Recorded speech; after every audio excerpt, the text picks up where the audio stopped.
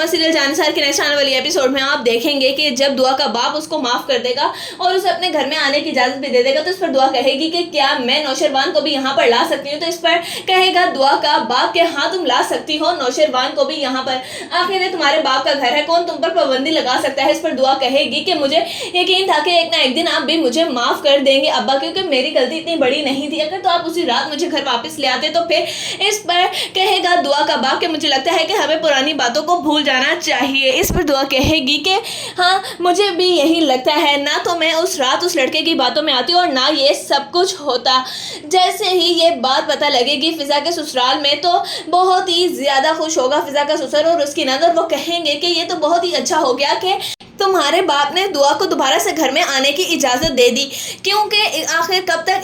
एक बाप अपनी बेटी से नाराज़ रह सकता हो और उससे इतना दूर भी रह सकता है। इस पर फौरन से कहेगी फिजा की सास के मुझे तो लगता है कि दाल में ज़रूर कुछ ना कुछ काला ही है, क्योंकि जिस तरह से भाई साहब ने दुआ को उस दिन घर से निकाला था सारे मोहल्ले वालों के सामने जलील करके, तो अब ऐसा क्या हो गया कि वो उसको घर में रखने के लिए रजामंद हो गए और अब तो उन्होंने उसको शौहर के साथ भी आने की इजाज़त दे दी है। मुझे लगता है कि ज़रूर कोई ना कोई बात है, क्योंकि एक रात की बेटी को तो उन्होंने घर से फौरन बाहर निकाल दिया था और अब जब बेटी इतनी रातें बाहर गुजार कर आई है तो उन्होंने उसे घर में कैसे रख लिया। इस पर फिजा कहेगी कि आपको ये बातें जेब नहीं देती क्योंकि दुआ ने शादी की है, कोई गुनाह नहीं। इस पर कहेगी सरफराज की माँ कि आखिर एक ना एक दिन ये बात तो खुल ही जाएगी बीबी, इसलिए बेहतर ये होगा कि अपनी उस बदकिरदार बहन का जिक्र यहाँ पर करने की ज़रूरत नहीं, और जब तक दुआ उस घर में आई जाएगी तुम भी वहाँ पर नहीं जाओगी, क्योंकि मैं नहीं चाहती कि तुम वहाँ जाओ और तुम्हारी वजह से मेरी बेटी भी खराब हो जाए। इस पर जैसे ही सरफराज वहाँ आएगा और वो कहेगा कि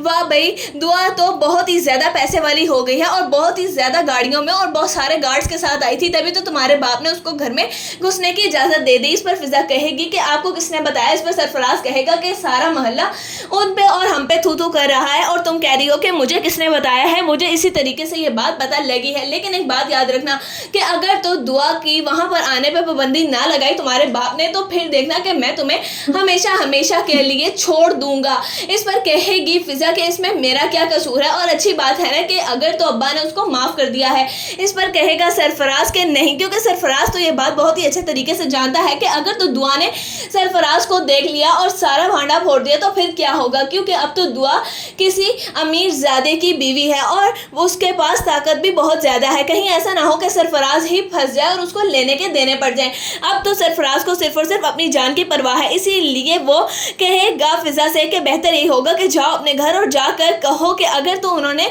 अपनी उस बदकिरदार बेटी को इस घर में जगह देनी है तो फिर तुम्हारी हमारे घर में कोई जगह नहीं और तुम्हें भी फिर वो वहीं पर रखें। इस पर फिजा कहेगी कि मैं ऐसा कुछ नहीं कहने वाली। साथ ही सरफराज का बाप बोलेगा कि अगर तो तुमने अब बहू को कुछ भी कहा तो यही होगा कि मैं तुम्हें इस घर से निकाल दूंगा जिस तरीके से मैं तुम्हें पहले निकालने लगा था। लेकिन एक बात याद रखना कि ना तो फिजा यहाँ से कहीं जाएगी और ना ही वो ये तमाम तर बातें जाकर अपने घर कहेगी। अल्लाह अल्लाह करके तो उसके बाप ने उसको माफ़ किया और इतने अरसे बाद उनको उनकी बेटी मिली है। अब मैं नहीं चाहता कि किसी की बेटी को उनसे जुदा कर दूं।